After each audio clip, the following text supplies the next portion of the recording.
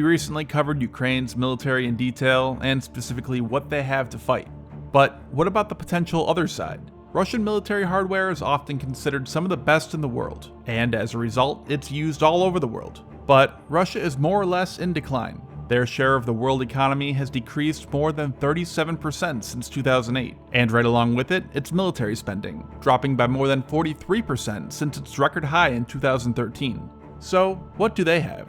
Does the Russian bear live up to its reputation, or is it a quickly aging former superpower living off its past Soviet military hardware? But first, our sponsor this week, Adam and Eve. Valentine's Day is quickly approaching, and this year, get something special to help really seal that bond between you and your significant other. Adam and Eve is the most trusted adult toy store after being in business for more than 50 years. They have 24/7 customer service, 90-day returns with no hassle, and most importantly, discreet shipping. Also, 20% of their profit goes to fight the spread of HIV around the world. So, go now and check them out. Click the link down in the description, use code COVERT, and you get 50% off one item, plus free shipping in the US and Canada. Some exclusions do apply. Again, Adam and Eve.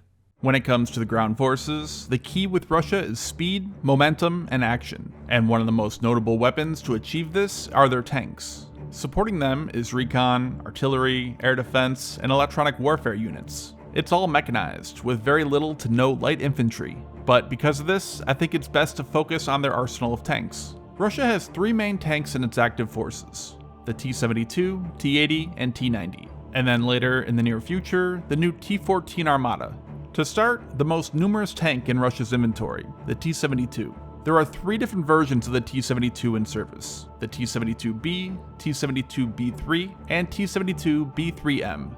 Like the US, they also have thousands of other older tanks and variants in reserve, but for time's sake, we'll skip those. The T-72B is the oldest, and entered service in Soviet times in the mid-1980s. It's armed with a 2A46M 125mm 48 caliber smoothbore gun, capable of shooting a wide range of ammunition.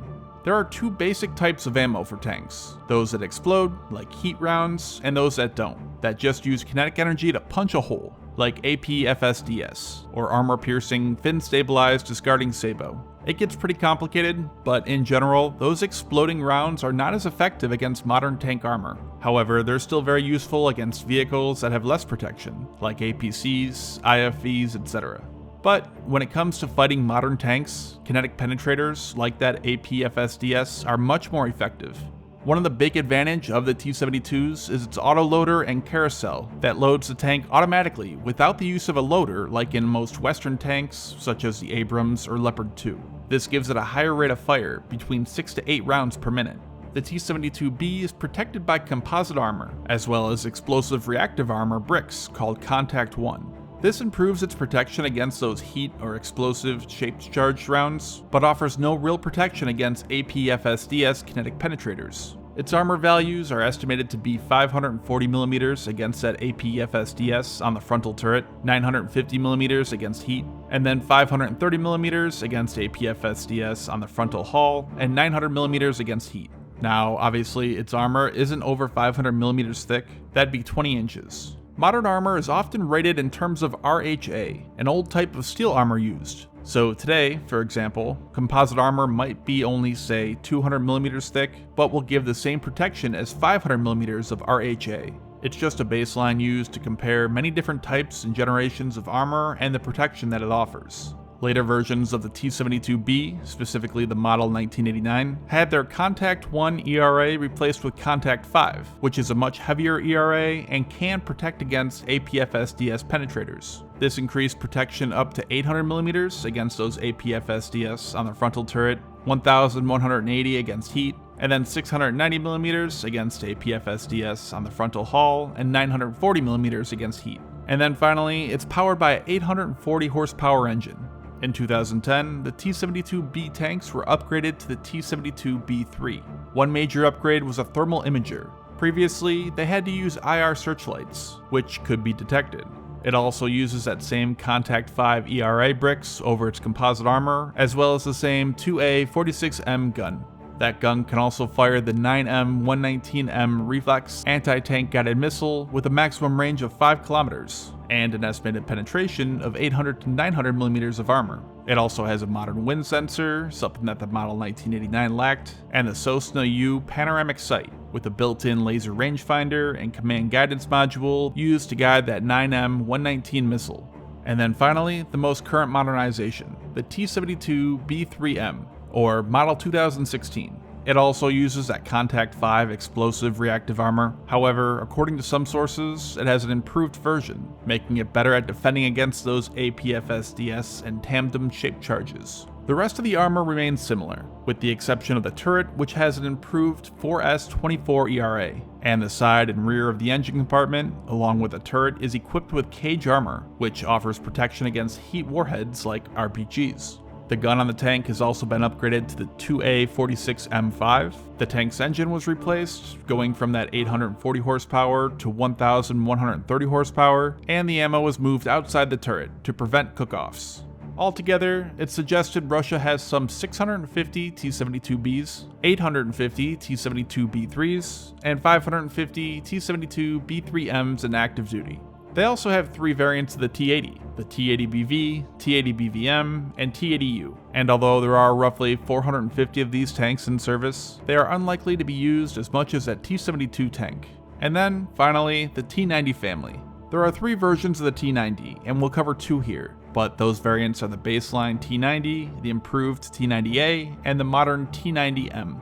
In 2004, the T-90A is an upgraded T-90 model 1992. A good way to differentiate this tank right away from a T-72 is the Shatra Active Protection System, which is designed to disrupt laser designators and laser rangefinders of incoming ATGMs. It also gives the tank the appearance of having red eyes on its turret. These dazzlers, however, occupy the frontal turret, and therefore have no added ERA, which leaves it more vulnerable. The T-90's turret was also replaced with a new welded turret, improving protection, and is equipped with the Contact 5 ERA plates. All this gives an estimated 830mm against kinetic energy penetrators, and 1150 to 1350mm against heat-shaped charges. It was also equipped with a new 1000 horsepower engine to improve mobility.